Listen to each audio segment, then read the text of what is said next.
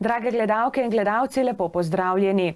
Ta teden je bila 8. redna seja Kranjskogorskega občinskega sveta, zato v našem studiu gostimo kranjskogorsko županjo Henriko Zupan, da bova pokomentirali sejo in spregovorili tudi o aktualnostih v občini. Dober dan želim. Dober dan.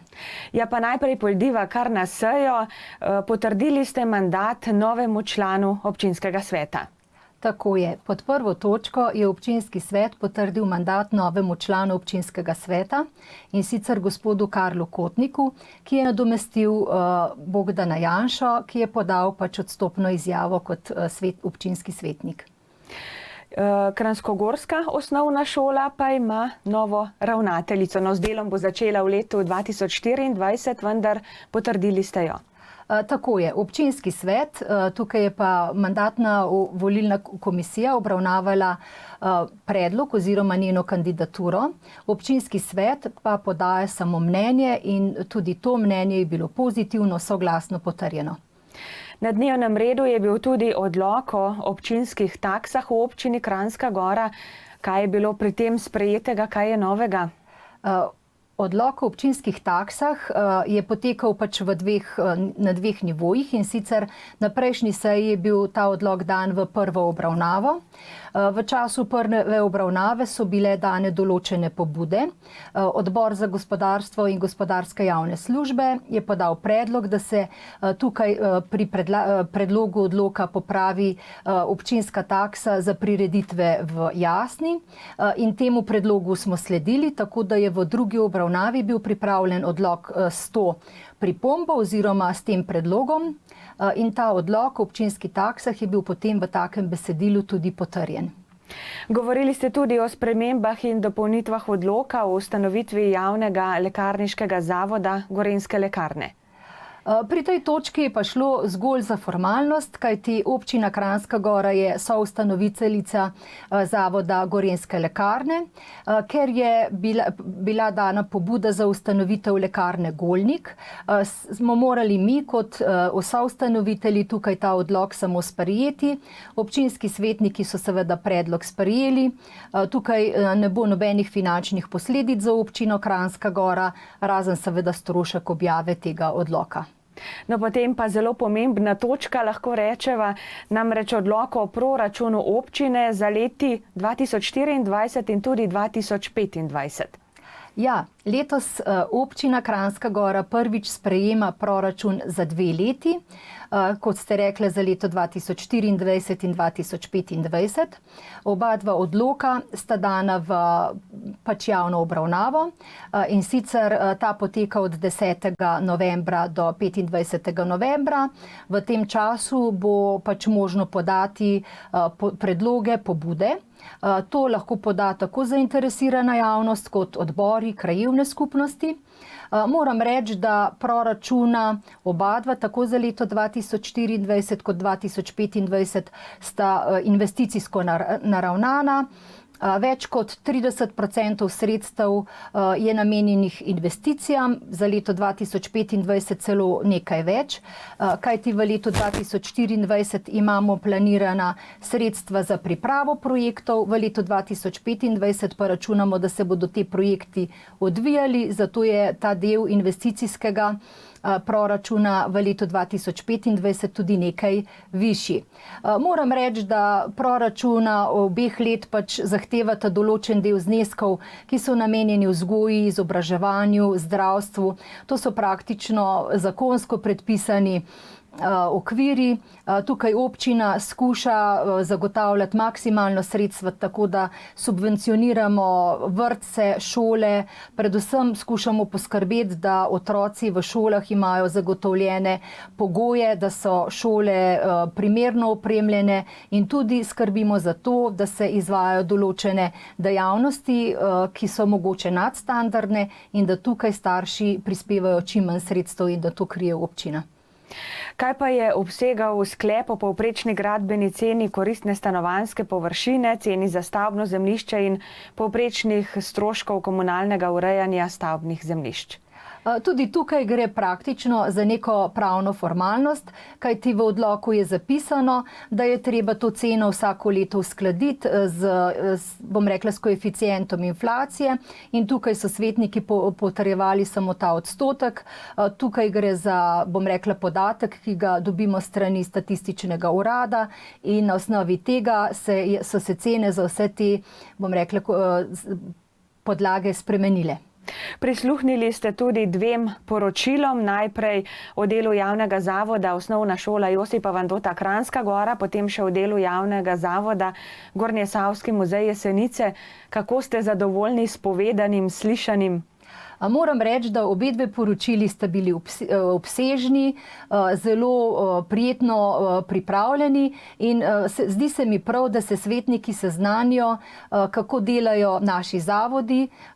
Osnovna šola Kranjska Gora, ravnatelj je predstavil vse, kako so opravili investicijska dela v šoli, kakšne programe izvajajo. Tudi zelo je pohvalil sodelovanje občine in osnovne šole.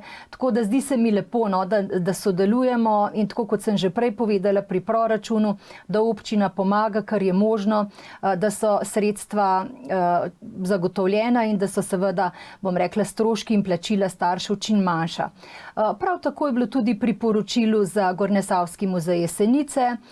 Direktor je predstavil delo in mislim, da smo lahko ponosni na samo organizacijo, na samo izvedbo, ki jo opravljajo, in seveda tudi na vse muzeje, ki so v naši občini. Slovenski planinski muzej se mi zdi, da je res zelo velika pridobitev za našo občino.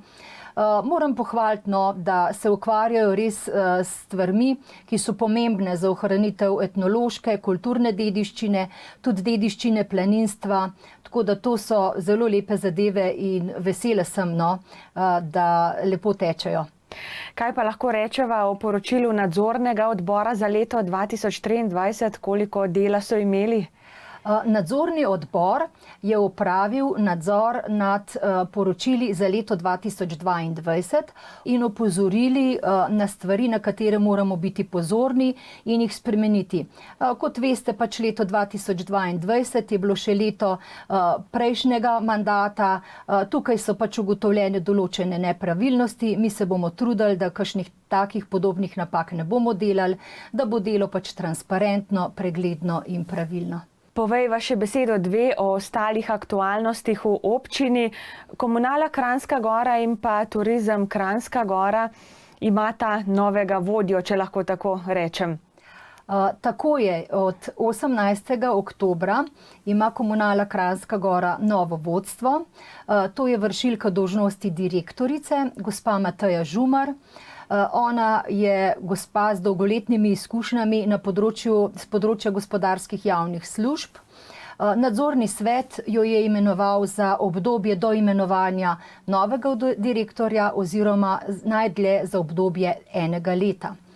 Prav tako pa tudi Turizem Kranjska Gora ima pa novo vodstvo od 1. novembra. Turizem Kranjska Gora vodi Luka Vrančič in tudi on je imenovan do imenovanja novega direktorja oziroma najdlje za obdobje 1 leta. Funkcijo pa opravlja kot vršilec dolžnosti direktorja. V tem tednu pa ste gostili tudi koordinacijo zgornjih gorenjskih županov. O čem je tekla beseda? Res je.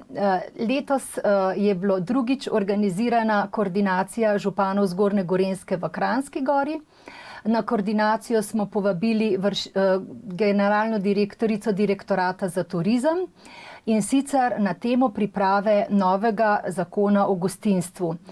To je ključni zakon na področju izvajanja gostinske dejavnosti in nastanitve gostov, in zdi se nam prav, da smo župani predstavili problematiko, s katero se srečujemo mi v naših občinah, da nekako bodo pripravljalci zakona lahko morda nekako vplivali in pomagali, da se bodo uredile določene zadeve, problematika, s katero se srečujemo na tem področju.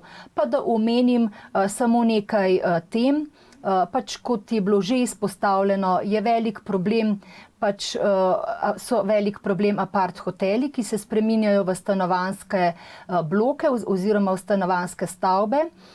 Tukaj se mi zdi prav, da se zakonodaja uredi tako, da se objekti uporabljajo v namene, za katere so bili zgrajeni. Zelo podobna problematika je tudi sprememba enostanovanjskih družinskih hiš v poslovne objekte, v katerih je več apartmajev in dejansko se tam upravlja poslovna dejavnost. Izpostavili smo problematiko parkirnih prostorov, ki so vezane prav pri takih objektih, ki se iz enostanovanjskega spremenijo v večstanovanjski objekt. Tako da kar nekaj. Vsaka občina ima pa seveda specifike in z vsemi temi problemi smo pač generalno direktorico seznanili in nam je zelo prisluhnila. Tudi vesela je, da se je seznanila s temi težavami, kar je tudi namen ministrstva, da bodo lahko pri pripravi zakona to zadevo vključili. No, v tokratni oddaji žal ne moreva mimo divjanja narave. V teh dneh je res pokazala svoje zobe, še najbolj v Ratečah, na Ledinah, pa tudi po ostalih krajih v Zgornjesavski dolini. Bili ste tudi na terenu. Tako je. Mesec oktober in november sta povzročala kar nekaj težav z vremenom. Prva težava, ki jo je povzročilo vreme, je bilo nasutje plaza v dolini Tamar. Tam smo del, povzročene škode že odpravili. Na desni poti je sanirana zadeva tako, da je dejansko omogočena peš pot. Leva pot v dolino Tamar oziroma proti domu v Tamarju pa se bo sanirala v kratkem. Počakali bomo, da se bo vreme nekako stabiliziralo, teren osušil, potem se bo pa nekako nasula ta pot, da bo dejansko dostop do doma v Tamarju mogoč. No, v začetku novembra pa nas je obilno deževje, nam je povzročilo dodatne težave. Zelo je naraslo presihajoče jezero v Ledinah, ki je začelo ogrožati 7 hiš. Tukaj je bil sklican štab civilne zaščite in takoj se je pristopilo k reševanju problema. Izkopal se je kanal za odvodnavanje viška te vode, da se je nekako nivo presihajočega jezera skušal spustiti na neko nižjo raven. Vendar tukaj, ker je bil dotok tako velik, to odvodnavanje ni bilo najbolj uspešno, zato je bil sklican regijski štab in s pomočjo posebne enote za prečrpavanje večjih količin vode, ki so začele črpati to vodo, se je dejansko zdaj ta nivo presihajočega jezera nekaj znižal.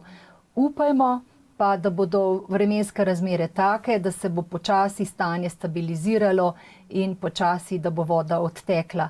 Bi se pa ob tej priložnosti zahvalila res civilni zaščiti, vsem enotam reševalcev, ki so ves čas, pomagali, reševali in dejansko izvajali vse, kar je v njihovi moči. Ja, upajmo, da do naslednje oddaje res pride vse v tako stanje, kot mora biti, da bomo lahko že dejali, da je vse znova tako, kot je bilo prej. Za danes se vam najlepše zahvaljujem za obisk v našem studiu in seveda želim uspešno delo tudi v prihodnje. Hvala lepa, nasvidenje. Vam, drage gledalke in gledalci, pa hvala lepa za vašo pozornost. Želim prijeten večer še naprej in nasvidenje.